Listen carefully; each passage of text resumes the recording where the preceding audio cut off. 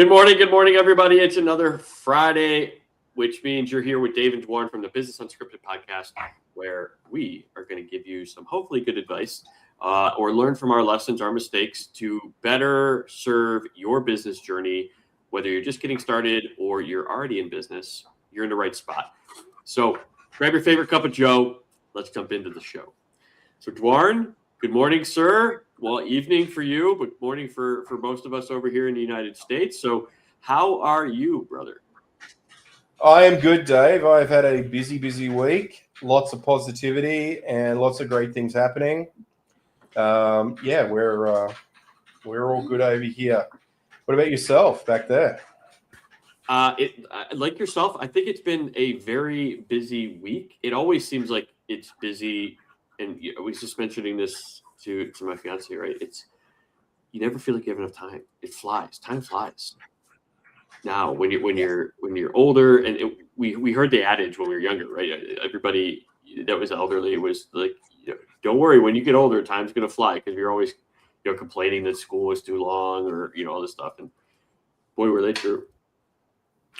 Oh, absolutely. I managed to get an hour and a half to go catch up with a friend of mine who I hadn't caught up with for a few months, who'd been back to Australia and then come back again. He lives here.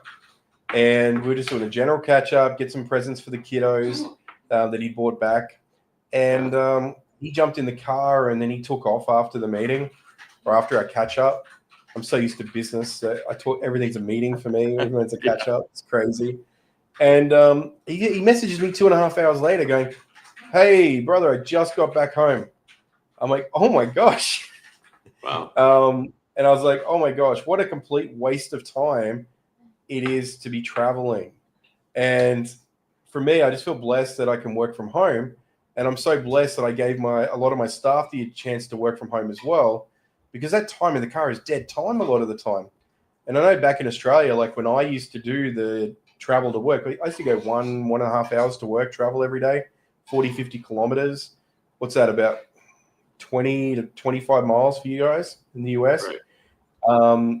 And those days going to work were spent doing phone calls. I was connected to the Bluetooth. I was doing phone calls, client meetings, catch up with friends, things like that. So I tried to make it less dead time, but I just find any travel time here, I'm so focused on the terrible traffic that I can't be on a call dealing with something like that. So it's completely dead time when I'm traveling. So I tend to do is, for me too, I kind of miss that travel time for working from home. And the reason is a lot of that, like you mentioned, right? You can either use it for phone calls. For me, I definitely was using it for like audiobooks and just filling it with things that, kind of made me a better individual. And then on the way home, it allowed me to decompress, from the day. Mm-hmm. So I was able to, if something bad happened, I was able to let it go. Or if work was at, there, and I needed to get something done, it was at the office.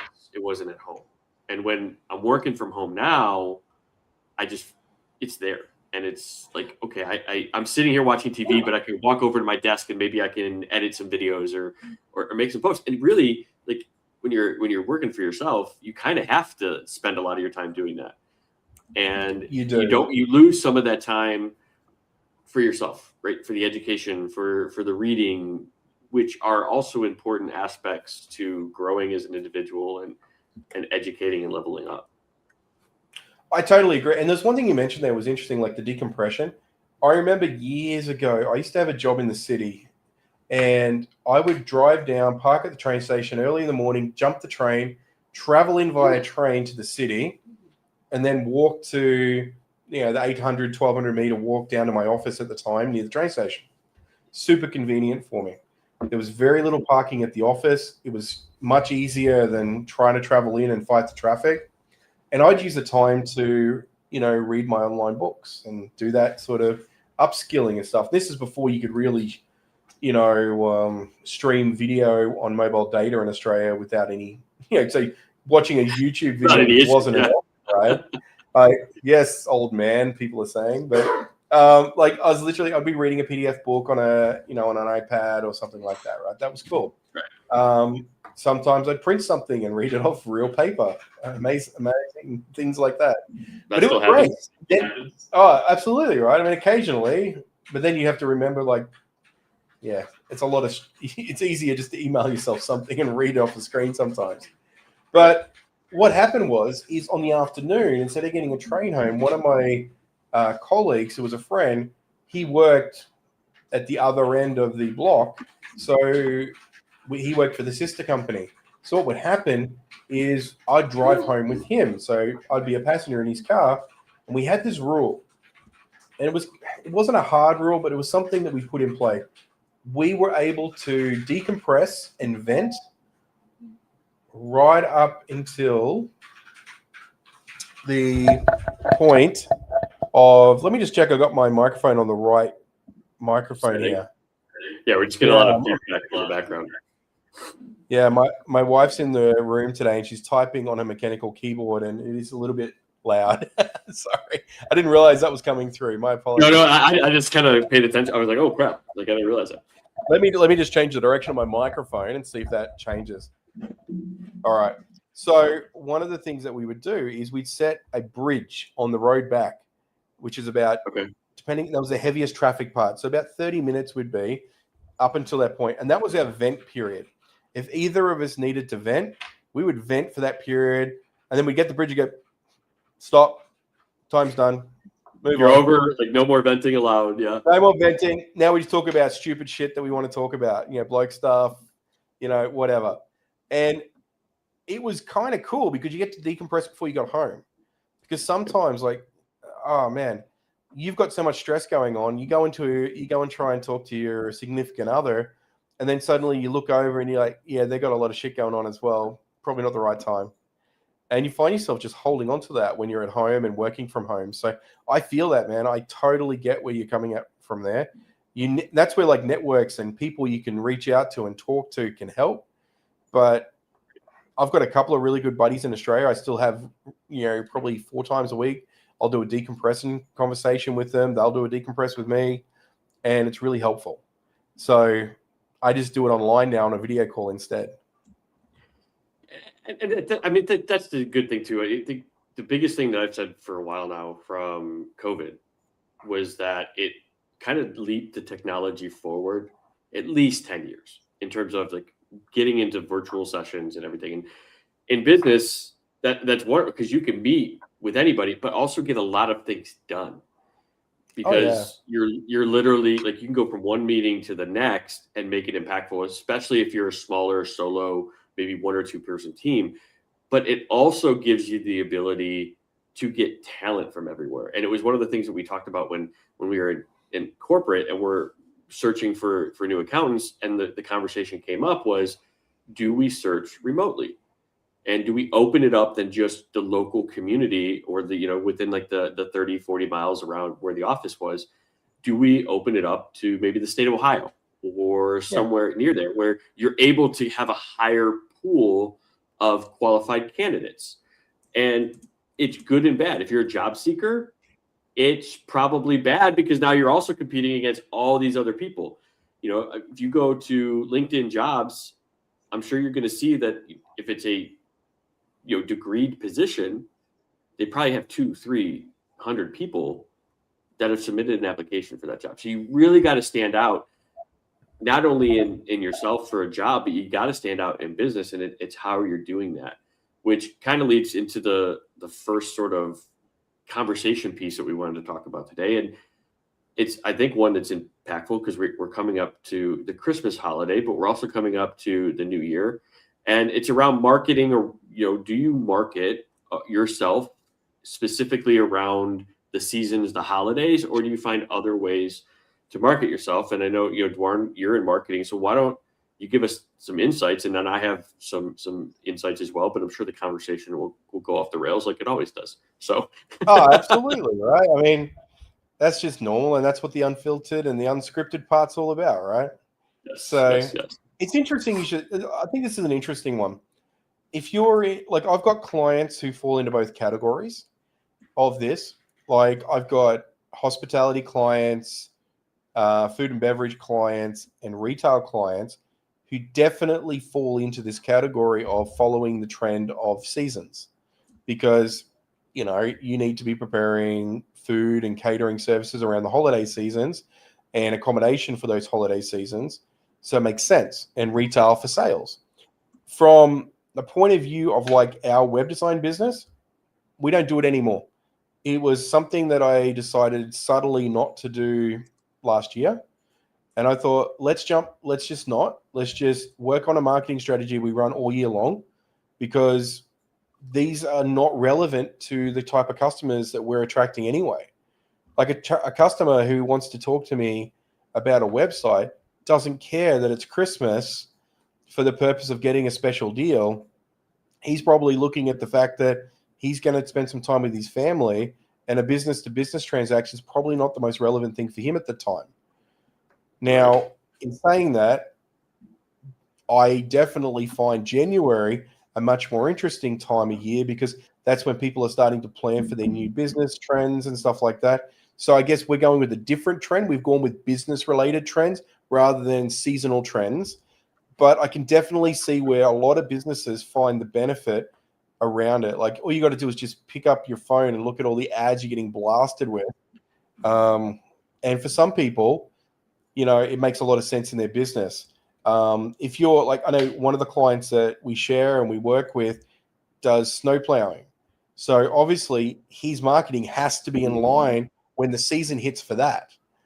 And junk hauling, which is, springtime. Springtime is a perfect seasonal trend to spring cleaning and things like that. So you could definitely jump on that sort of thing where it works out really well.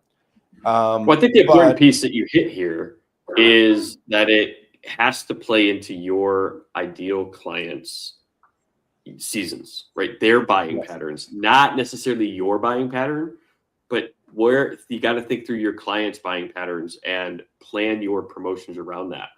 And you should plan around 4 to 5 big pushes throughout the year based around those situations. I think it's a good point. And I think so many people, like, we've all done it in marketing. We've all gone and go, oh, let's go celebrate every bloody holiday there ever was with, it's now International Men's Day, it's International Women's Day, it's International Child's Day, International Sun's Day, International Apple Pie Day. I mean, there's all these different crazy things going on. And I think it's really easy to fall into that category. So I just want to post something. I'm going to post something about that. We've gotten to the point now where we're just not posting about those things because everybody else does it. So what we do instead is when we post, we try and post something important, something meaningful, and something that's going to be impactful for the people who we want to actually connect with, and not just more noise. So that's where we're going with it. And I think it's really, you hit the nail on the head there, where you have to really understand who your client is. You have to understand what the seasons and trends mean to them. And you go out and start working on that. Maybe Christmas isn't the right time to be going out and doing a promo because they're not interested in your product for that time of year. It's one of those things. Maybe like if you're going to sell a photocopier, Christmas is not really that great a time because people are not going to be in the office. They're going to be on vacation. So how are you going to take delivery? Exactly. So it really comes down to knowing your ICP, knowing the buying, kind of journey that they're on, and when they're going to be in the office, when, who's the decision makers and all of that.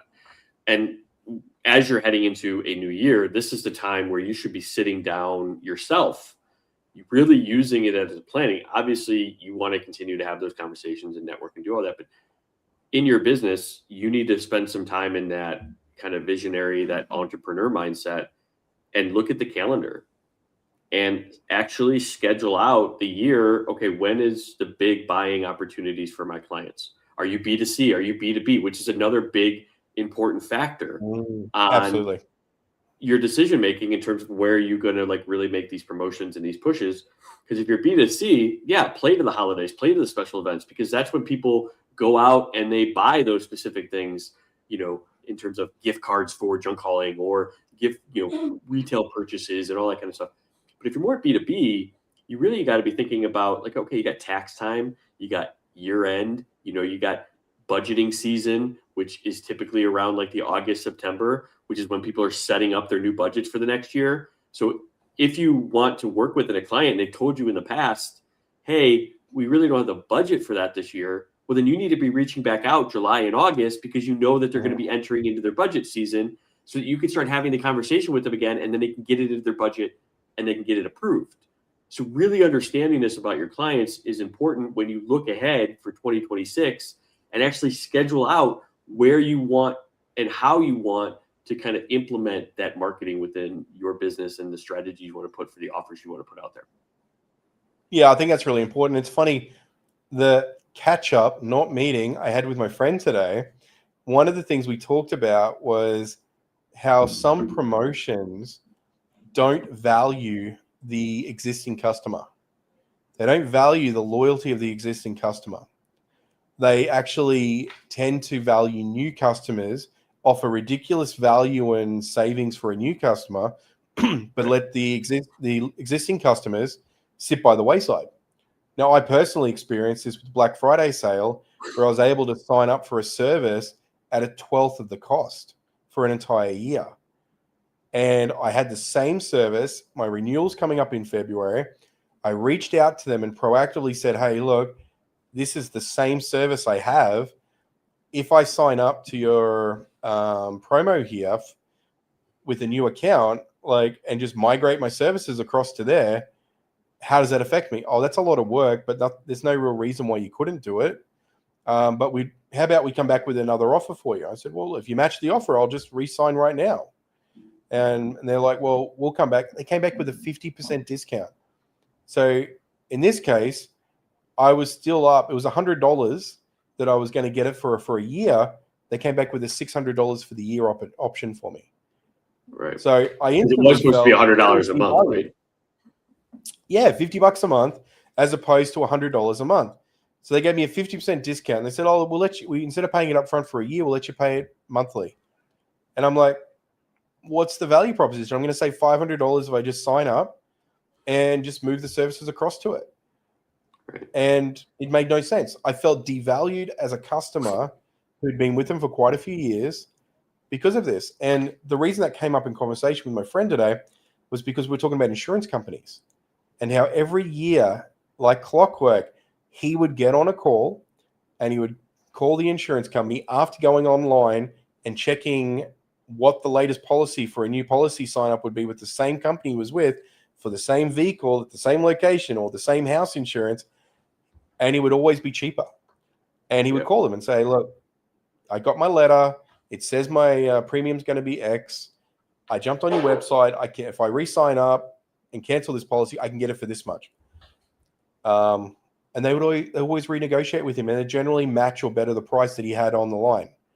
But they forced him to call every year in order to take that action. Well, that's what they wanted proactively nurture. Exactly right, and they didn't proactively nurture that existing loyalty from the client. So my biggest advice is, from a marketing point of view, whatever you're going to do, it's all well and great to come out with these amazing big promotions that just seem outlandishly crazy, but don't do it at the detriment of existing customers. Think about your existing customers who are loyal, who are working with you, that are paying to keep the lights on for you when you do these. And it's all good. I want to hit one, and I think the difference here is, are you in the kind of just getting established stage, or are you right, like you're set and you have a big customer base?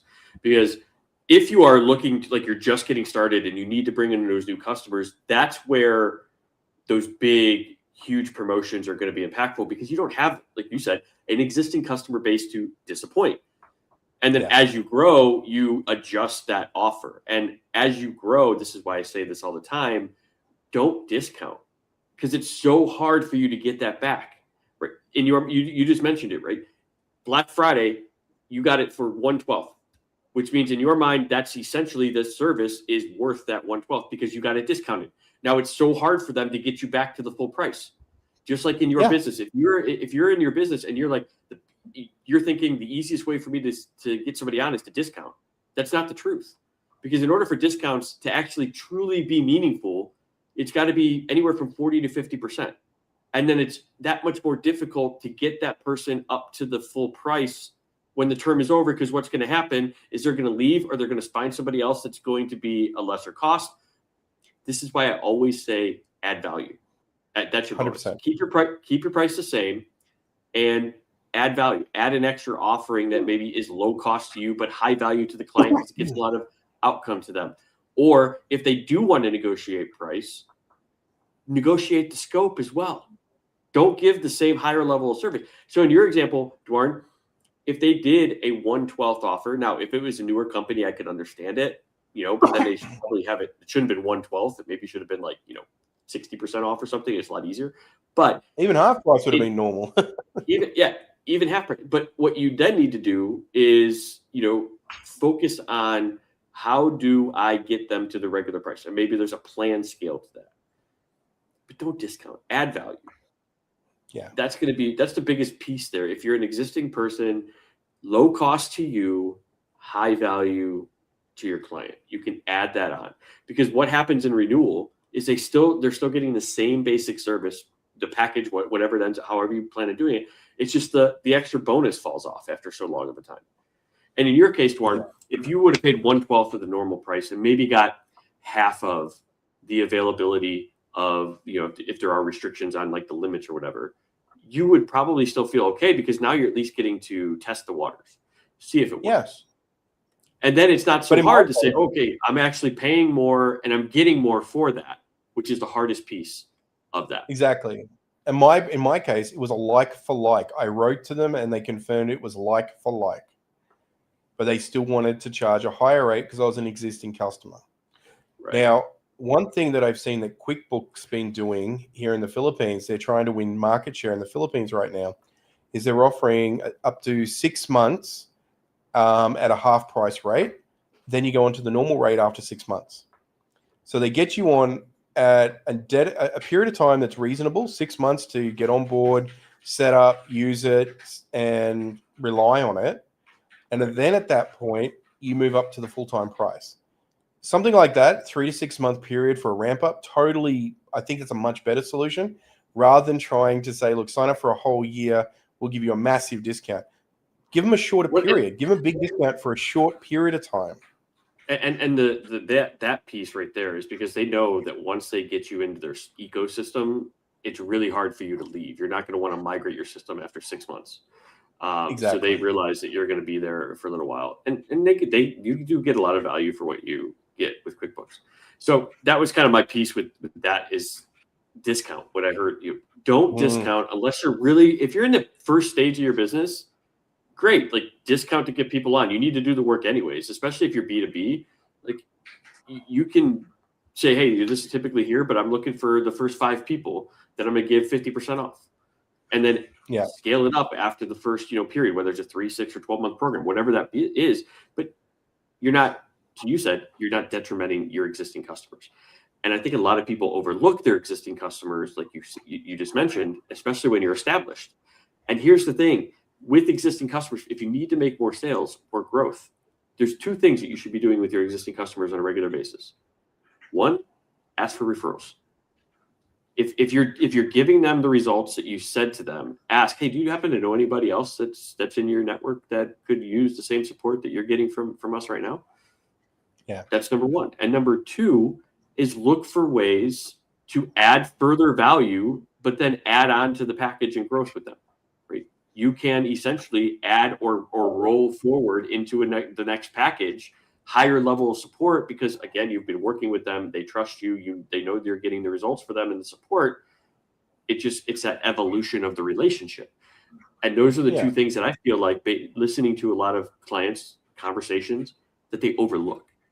They overlook the warm network outreaches that should be done on a regular basis, and they just focus on serving the client. The other thing is should consider talking to somebody about what they offer in their package. What you might find is you have value propositions already in your existing package you didn't realize were value propositions. So one common one is the customer service that you might offer. You might have a guaranteed person answers the phone every time. You might have an instant reply to every time someone sends an email through, you'll get a reply within 1 hour. You might have every job that gets sent through gets executed and worked on within a 4-hour period. Whatever that might look like, you've got that those wonderful value adds that you might not see as a value add. You're like, well, that's just part of me doing my job. That's just part of me doing my business. And I remember probably about a year and a half ago, you and we spoke about another client who was doing mobile detailing. And you were having a conversation with him, and he was sharing about all these things that he was doing for his clients. And you asked him a question, I believe, was, are all your competitors doing the same thing? And he's like, no. So your pricing is on par with what theirs is, but you're adding all this extra value. It was lower. Yeah, it was lower. And you're adding all this extra value. So you got two options. Increase your price to their price and then tell them about the extra value, or remove all the extra value and maintain your price. Right. And I think he was opting at the time that increase the price, tell him about the value was the proposition that worked for him, because he didn't want to do anything less, because that was his expectation of what he gave clients. And that's why they chose. And this is why when you build out your packages or your programs and your offers, you have to think line by line. For example, a bookkeeping offering. We know as accountants or bookkeepers what all goes into the monthly close process. Yeah. The business owner, unless they have an accounting degree or have some experience in that aspect or realm of the business, they don't know what goes into it. So detail out everything that you're going to be doing at the different levels. And then those added situations of value props that you just said, these are bonuses that you give all of your clients, because most often people aren't talking about that. And so those are like the bonus. At this level, you're going to get, unlimited text and email, kind of support with a 48-hour turnaround. At this package, you're going to get, 24-hour, but you also get, 3 touch-based phone calls throughout the month to ask a question on the phone. And then at your higher level package, if that's something that you want to do, it's a 4-hour turnaround, as you talked about, and you get unlimited touch-based calls. You can call me anytime, because as you grow, your time's going to be more limited. And so you have to focus on what are those offerings, what are those bonuses, what are those values that my clients value that, as you mentioned, just seem natural because you do it. Just like for me, all my clients, they have access to me, whether it's WhatsApp, my phone number, all that. But as what's good about that approach? Mm-hmm. What's great about that approach, Dave? Sorry to cut you off there. Was when you start building out your line by line items like that, what it allows you to do is also create a lower cost item, which gets you an entry product, which you can then start taking out some of those extra value adds, where you can say, you know what, I could still do this without these, and there's still a value proposition for someone to sign up for this. And that starts the conversation. But when you talk to them, you get to tell them about all these amazing value propositions and then move them into the plan, which is better fitted for them. And if you're looking at your competitors, and we've all done it, we've looked at a competitor price list or pricing page and going, well, that's really obvious. Of course you've got to do that. That's part of the service we have to offer if we're providing that as a product or a service. Okay. And you're doing that. It means that they've gone through and done this process. They've worked out each value proposition all the way through. And because they've done that, it's because people are noticing. And people will look at it who don't know the industry, because imagine people who are not involved in bookkeeping don't know what's involved. We make the assumption that it's about this and this and this, but we may not know. Same thing with website development. I don't know what goes into a complete website design, and I've learned stuff since we've been, in a friendship and our partnership, but I didn't know that before. I was just like, Wix, right? You just take some stuff and you drop it into the thing. How hard could it be? And then there's coding behind it. There's all the forms that go into this. And so there's a lot of stuff that, so Absolutely. You're the expert in whatever you do. And so breaking that down into step-by-step, everything that they're going to get, you're increasing that value. And that golden ratio, you want it to be, about 4 times the value in their mind of comparison value to what they're essentially deciding to invest in your program. And this is the other thing that I think is more impactful today now, because everybody's so used to that Goldilocks pricing that hey, here's 3 packages, here's my low, middle, and high, and everybody is overwhelmed with that stuff now. So I think when you have the opportunity, if you're listening to this and you're a solopreneur or you're a smaller opportunity, your biggest opportunity is to really give, or it can even be a low payment as an entry offer, but do an assessment of your client's situation, and based on that assessment, place them into the package, and say, based on what you're telling me, this is what I feel is the best service for you right now, and this is why. Now, you don't want it to be your high, like your high program, you're all in, whatever you want to call it. That's for like 5% of your clients, because it takes up a lot of your time. The majority of your clients, about 70 to 80%, should be in your middle level service package, with the other remaining 15% in your low service package. And be honest with them. Like, if somebody is maybe they're just getting started out, but they need some support, hey, based on what you're telling me right now, the basic is all you need. This is what this does with your client.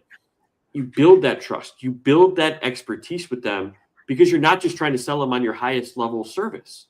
You're going through your assessment, you're listening to their answers, and then you're saying, hey, based on what I'm listening and I'm hearing from you, because you said X, Y, and Z, my basic package is going to be right for you right now while we get things, whether it's caught up, get started, and then we could possibly, as you grow, jump you into the next level. I think that's perfect, right? And if you've got a product or a service that takes a lot of work to have that initial audit, there's 2 ways you can do it, or scoping out the right solution. You can agree that there's a scoping cost or an audit cost to do.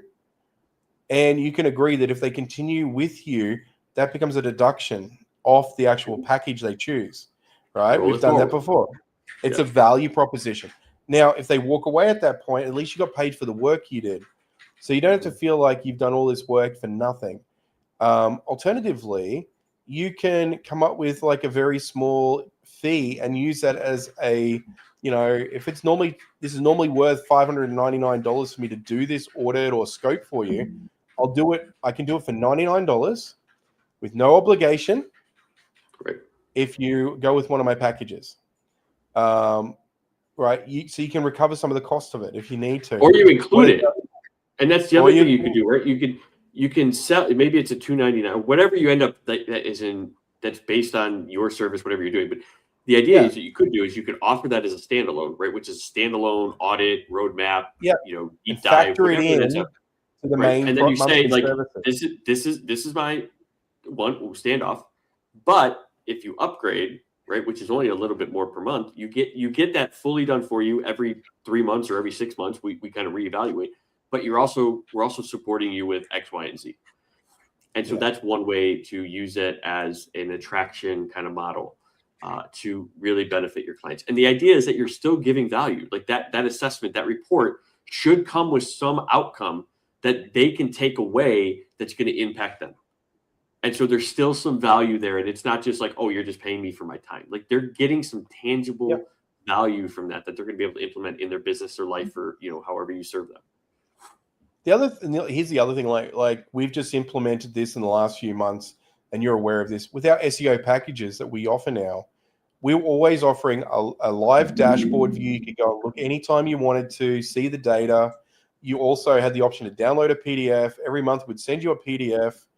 One of the things that we've implemented in the last couple of months, because we've got a lot of feedback from clients, was the data's hard to read. The data is too complex. We don't know where to look. One of the things we've implemented is a summary report talking in plain English about what the report is all about, what the dashboard is all about for that particular month, and what the results are really look like for them. And we've had such great feedback since implementing that. The value proposition for what we do now has just gone through the roof, because a lot of customers have come to us and saying, you know what, this is great. I can take this straight to my board and show them the results we're getting. I can literally take exactly what you've got, get on a phone call and talk to management and tell them what we've done. I can take what you've given me and I can turn that into my own simplified summary with a couple of highlights and I've got something to see that this is really working, and I'm getting the results that we're paying you for. And that's been a really big turning point for us. So some of the things you're going to be implementing, you can implement value add propositions that are going to be just make life easier for the services you're offering to your clients. But that could be a unique identifier and a value proposition that someone else is not doing right now. And that's going to make you stand out above the crowd as well. So yes, pay attention to the trends. Yeah, but pay attention to the trends your customers are sharing with you that you can implement as an extra value add to your customer base. Exactly. Sorry for interrupting. I would say that the important piece of that too is to find things that are going to help them achieve their main goal, whatever program it is. So if you're looking to add value or you're looking to add like those bonuses, what are those? Again, low cost, but it's going to help them be more successful in your program or in your offering, or to get the outcomes that you're telling them that you're going to bring to them. What are those things? And that essentially is what you add in and offer as a bonus or offer as those extra tangible value adds that you're going to include in your package. So I like that. I think that's great. So now, Dave, there was something we were talking about pre-show, and it's about some software package that sounds like a cereal that you wanted to, tell everyone about. And we thought it would be a great opportunity. I was literally just going to go, all right, well, we just talked marketing. Let's take a moment here. And then you beat me to it, brother. So this is sorry, man. Like, you know all the intros. I thought I'd take a crack at it. We are literally we're like thousands of miles away from each other, and yet we're still right there locked in. I love it. Love it. So I think for the audience who's listening, one of the things that Dave and I have decided we talk about way too much is software, applications, and implementation of new software that we test out. So we thought, hey, why not add a segment each show, somewhere around the middle, where we're going to talk about a new piece of software or an app that we've been playing with, the experience we've been having with it, and it could be something of worthwhile for you guys to, take a look at. We're not going to be getting any sponsored or endorsement and from this, but there's no affiliate codes at this point. It's literally just, if you want to go and test it out, feel free to check it out. So Dave, tell us all about this wonderful cereal app that does something with note taking. Yeah, so it's called Granola, and I found it because obviously I've used a lot of note takers. They all have their benefits, and the one I was getting away from was called Jiva, and nothing of bad about the note taker. There was just other pieces of the platform. Note taker was just a part of that I got away from, and so I was looking for an alternative. Like I've tried, obviously there's a Zoom note taker you could do, but there's very limited, and some other ones that I think are decent. But why I fell on Granola was, one, a lot of times people don't accept your note taker, especially if it's their meeting. They don't want it, And so with Granola, it doesn't have to join the meeting to take notes. And the thing that is also like Granola is that you're not recording. There's no audio recording. There's no video recording that's being done. It's literally just listening to the conversation and then turning it into your notes. That would just be like, hey, here's the bullet points of what's been discussed based on how it transcribed it. You can also then add your own notes throughout the meeting. Like there's availability for you to type up other things or things maybe that you want to remember from your conversation. And what it'll do is, as it's preparing its AI notes when the meeting's done, is it'll integrate what you typed with where it falls into the conversation, which I think is, so if there's a link or if there's a to-do, great. The other thing is you can organize all of your meetings into folders. So every folder, everything that's going on, you can put it into a particular folder. And then the AI piece, you can then talk to that folder or that meeting note specifically. One, if it's just one note you want to talk to and figure out, hey, what's my to-dos from this? Or if it's a whole list, maybe it's a client folder that you're like, hey, just give me a summary of the last 5 meetings of the to-dos, so that the next time I meet with my client, we want to walk through what was to be done, what needs to still be done, and then what needs to be new business, et cetera. Yeah. And so that's what I love about it as well. And the last thing I'll give you, kind of some insights here. And again, there's a free account. There's also, you could also do a pay account. The free account, you only get the last 14 days of your notes that, keep current. But with the paid account, it's unlimited. And I think it's only like 14 or 15 bucks a month, which is not that bad. Okay.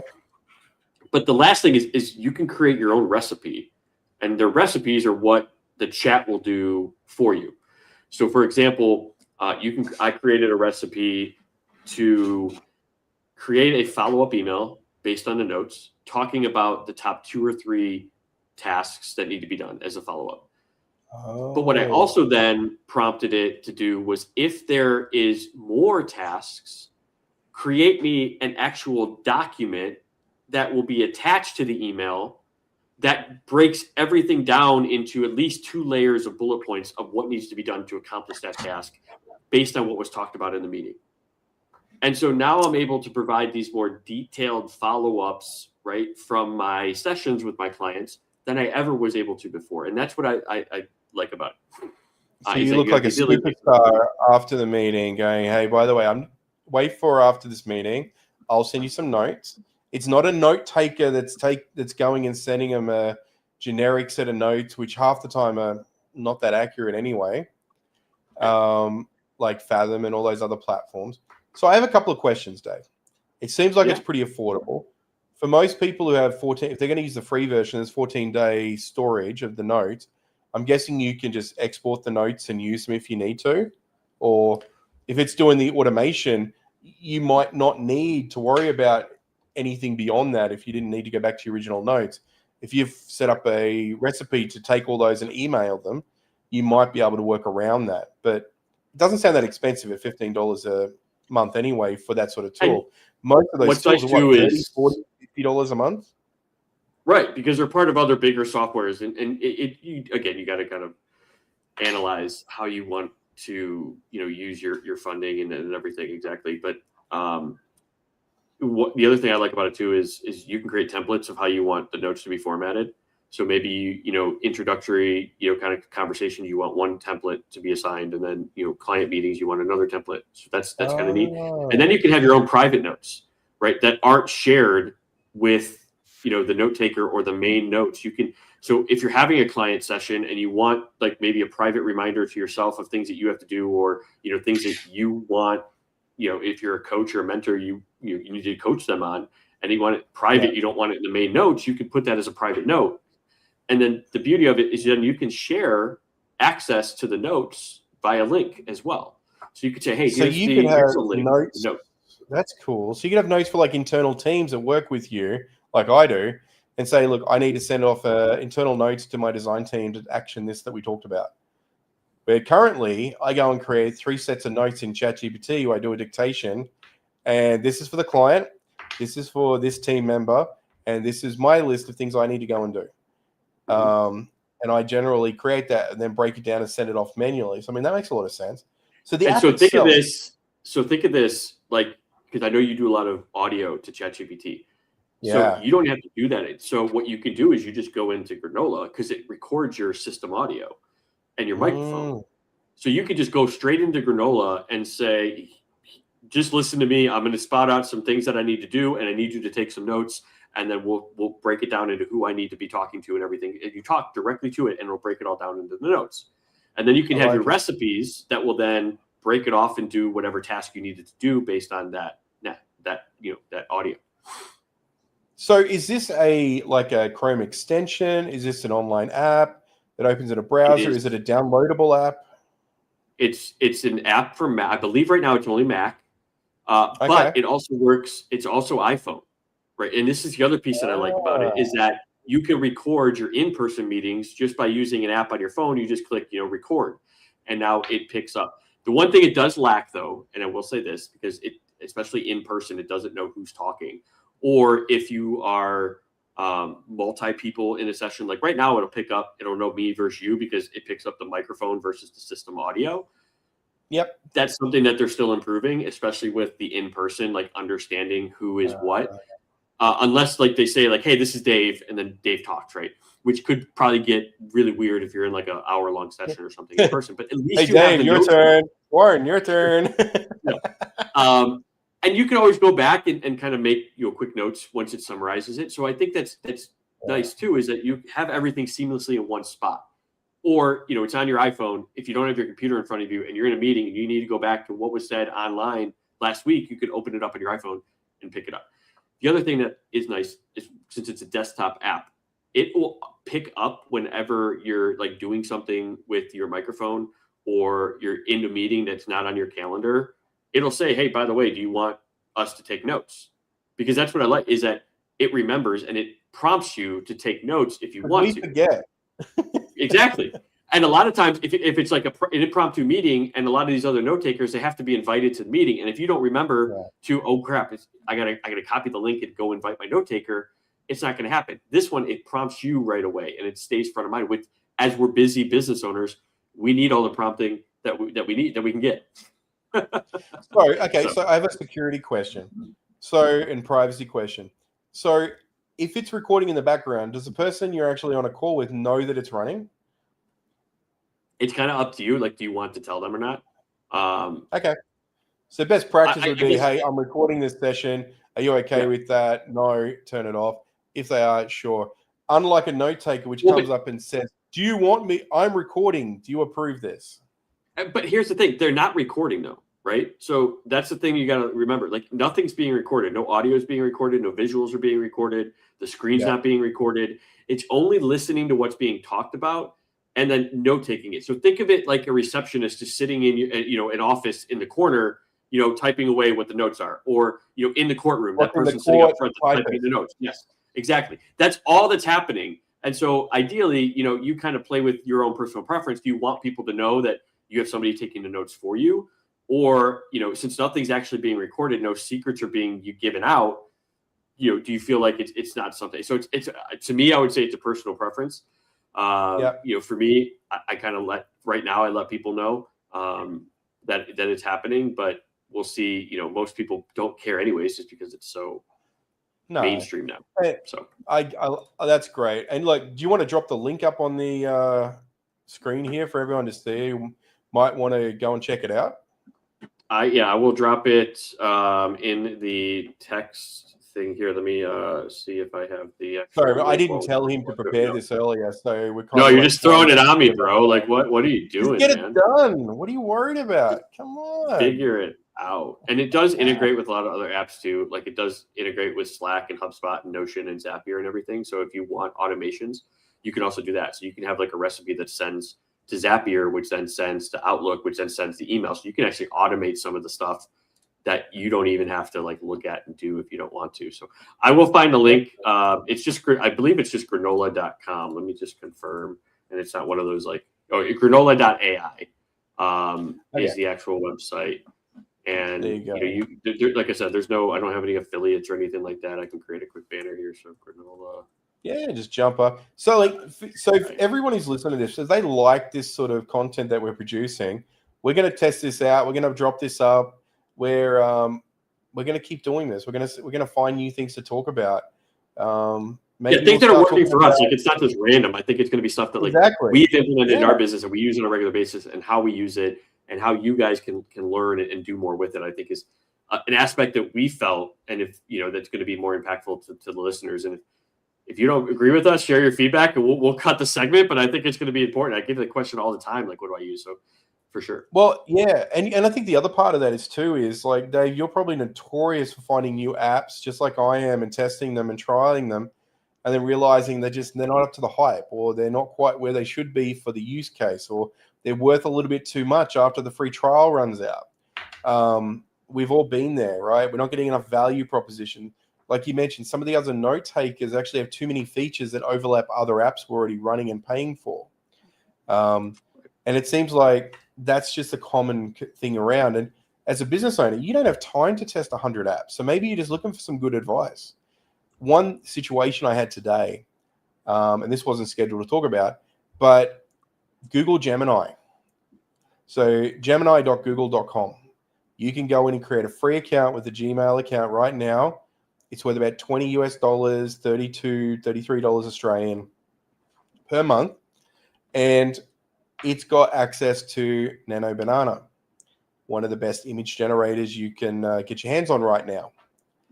Now, the reason I mention this is because I had a meeting with a client today who I just done a training session with a week ago, where I dropped in this and showed her how to use this for some heavy equipment that they sell. They're the distributor in Australia for this heavy equipment. She sat with the owner and the CEO in a meeting this week, and one of the questions I wish we had photos where we could see this getting used in a mine. She says, give me a minute. She remembered what I showed her, jumped in, and she set a prompt about having this piece of equipment, which was just a no background PNG file of the piece of equipment. I want this shown in this environment, doing this sort of thing. Produced the image within a matter of 15 seconds, showed them, and their jaws dropped. And they're like, Right. What is this? And she's like, oh, this is like Nano Banana. And her CEO kind of gave her a sideways look, and it's like, what the? They get out of the meeting. He comes up to her and he goes, hang on. You just made that up, didn't you? You just made that name up. That's not what it's called, is it? She says, no, it's really called Nano Banana. Yeah. And it became a bit of a funny scene.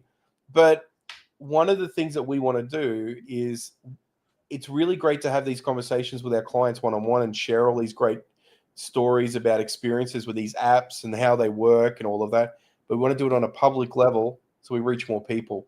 Because how do we make an impact? We help business owners make better decisions on their business. And part of that is being able to save time and choose better apps and software packages that work for their business as well. Right. So if you've got a niche that you want to talk about, maybe, you've got one of the most knowledgeable accounting people in the industry sitting here in the meeting. That's not me, in case you're wondering. That's Dave. Maybe he can talk about, pros and cons of different accounting packages, depending on the type of business you have. There's all sorts of different topics. So if you want, send us an email, drop it in the comments. We're happy to have a conversation about different apps that we've used and offer suggestions. But yeah. Yeah, if you Thank have you, anything, Dave, for sharing. share it down below. Anything like that, anything you're struggling with in your business, and you're like, hey, I need a solution for this. Drop it. We probably have heard of something or tried something in that situation.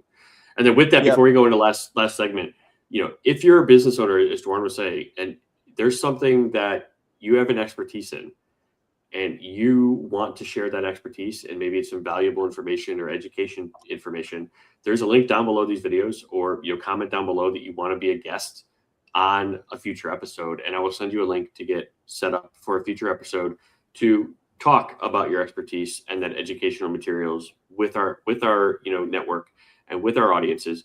But then also, if there's challenges as well that you want to talk through, maybe there's something in the marketing realm, or maybe there's something on the financial side that you're like, hey, I'm struggling with this. We'll talk about that on the episode too, and walk you through it and give you some good insights and point you in the right direction. And then you can decide how you want to run with it. So if that's you, either comment down below, guest, or look in the description. And if there is the link, there's the link in the description. I think it's on YouTube, where you can actually just register for an upcoming episode that is available for you to be on our show. So we look forward to inviting you there and doing that. With that, the last thing I think is an important aspect that a lot of people will roll into in the end of the year is New Year's resolutions. And Lauren, you kind of brought this up in pre-show, and the important or not so important thing is, I, as you mentioned, and I agree with you, is it by saying like, oh, I'm just going to make this my New Year's resolution, you're giving yourself the excuse to procrastinate. Yeah. And so tell me, so why do you feel like that is? Well, I think people just have this illusion that you must have a New Year's resolution, whether it's a personal resolution or a business resolution. And I just think, you know what? You can have a resolution and start at any time. You don't need a set time, to start doing that. It's like if you see trash in the corner, what, are you going to wait till trash day to go and take it out? Or are you just going to take it out? Right? I mean, there's things to be done. Just get them done. And stop procrastinating and stop using it as an excuse. A lot of business owners that I talk to is like, oh, yeah, this is my New Year's resolution. I'm going to do this. You could start working on that anytime. It doesn't have to be a New Year's resolution. You can have a business plan starting in the new year that you've prepared prior and start working towards it. But maybe just, I don't know, change the terminology. I'm not one for the New Year's resolution terminology. I don't think it's a necessary terminology in business. I think too many people are using the terminology of New Year's resolution as an excuse to wait till New Year's and just feel like they have something to contribute in a conversation. I mean, how many networking groups have you done in January? It's like, well, let's share what our New Year's resolution is for this, for our business. And it's like, well, I think we just changed the conversation to be something more along the lines of what are we doing in our business that's new and what's working? And what have we tried doing that's not working? And share those sort of details so that people can share and help each other out. Because the other thing is when you start talking about your idea prior to starting your idea and treating it as a New Year's resolution, then you're just delaying getting started. And if there's a valid reason for delaying it, then that's fine. But in most cases, it's just, I don't know, I feel people are just doing what you said, procrastinating. I think it's the same. I think once you have an idea or something that you want to set for yourself, like get started on it today. Like you don't have to wait till New Year's, or you don't have to wait till, oh, I'll start that on Monday. Like, no, like start today, because what's going to happen is that Monday's going to come around and you probably forgot about it, or New Year's is going to come around and you probably forgot about it. One thing that I've been trying, or you got busy, and then things, and this is why a lot of people drop off of their New Year's resolutions, is because it wasn't that big of a priority for them to get started right away.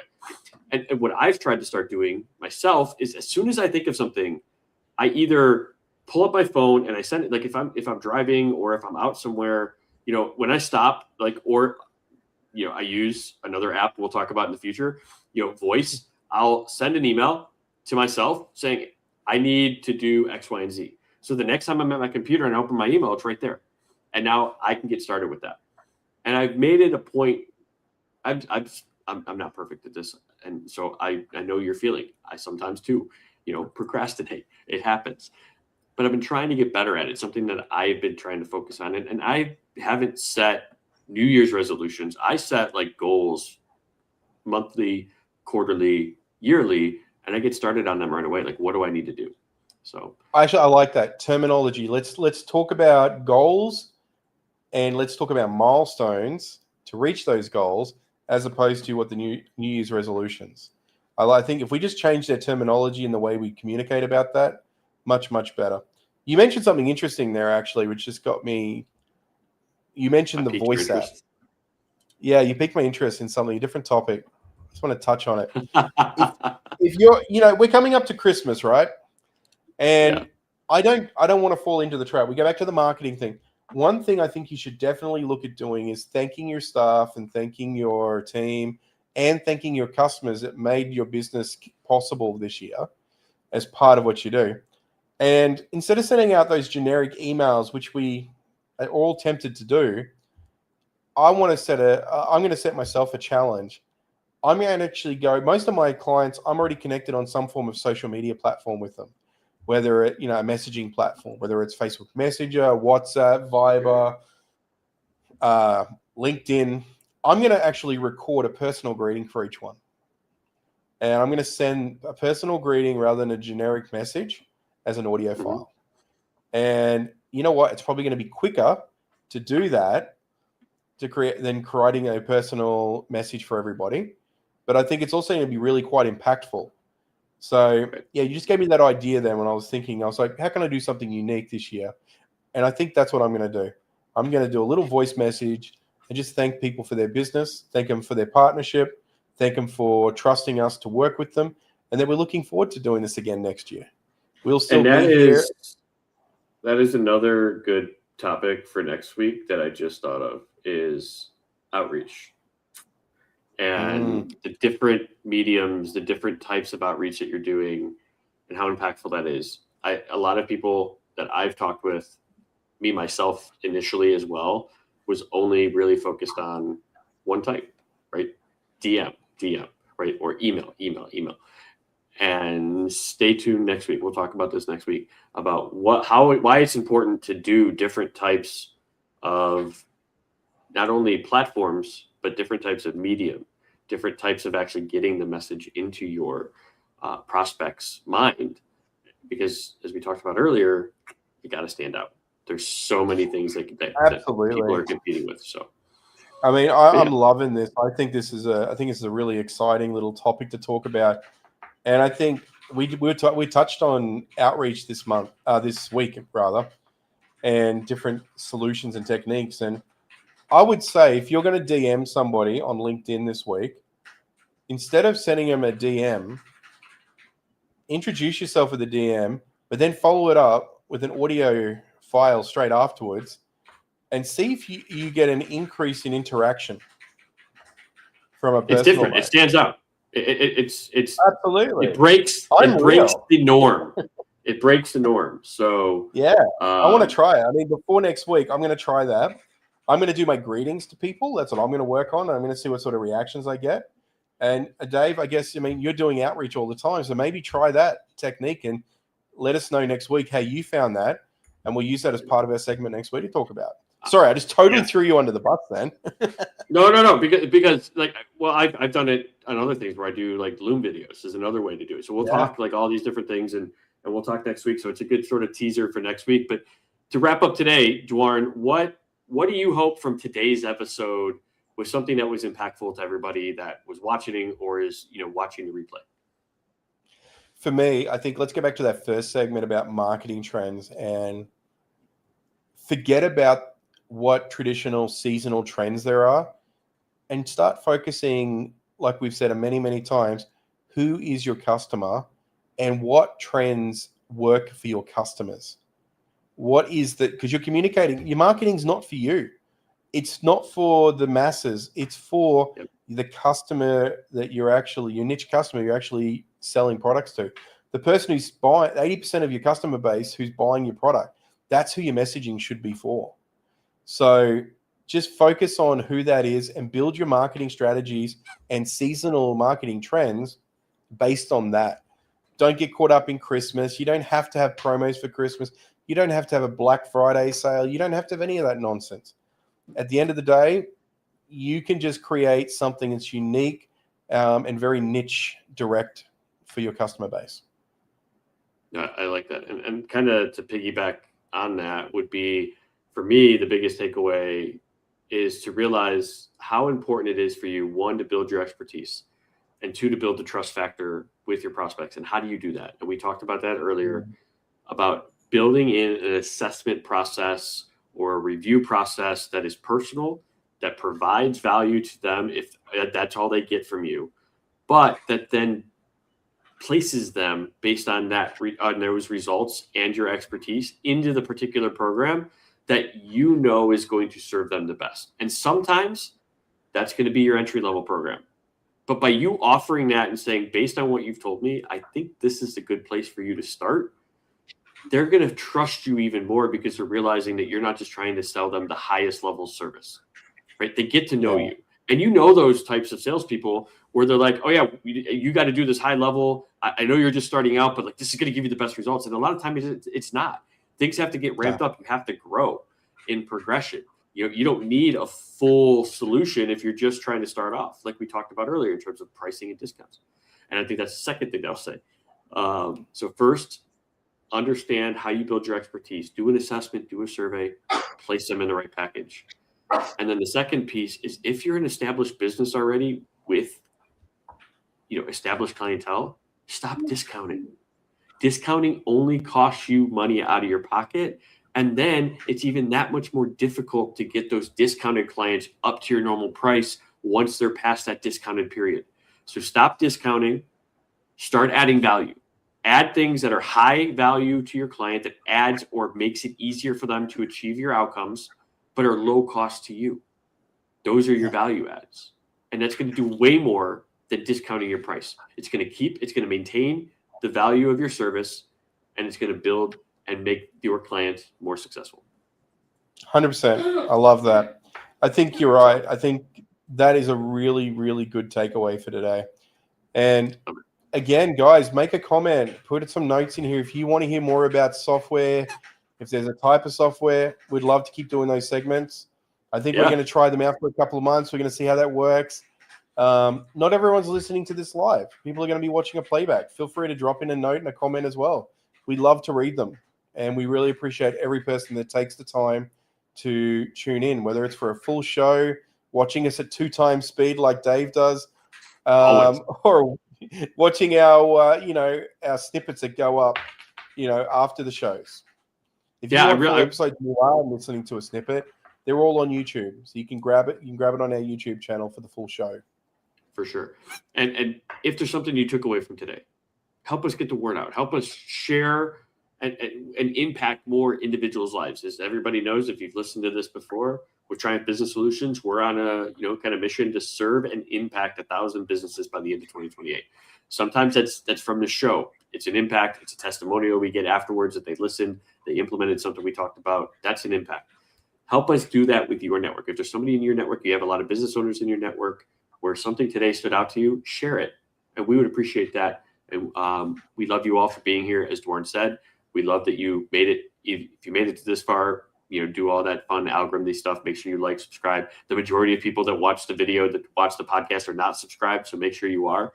And so that way you can get notified every time we post up a clip or, a future episode when we go live as well. So we appreciate you all. I hope you have a wonderful and amazing week. Remember, next week on the 19th, we're going to talk about the different types of outreach and the mediums that you can do and impacts and why you should be switching it up, as well as we'll give another software insight that we use on a regular basis. So Dwarren, thanks for joining me. Thanks for watching. We love you all. Have a wonderful and safe week and enjoy your weekend. We'll see everybody in the next one.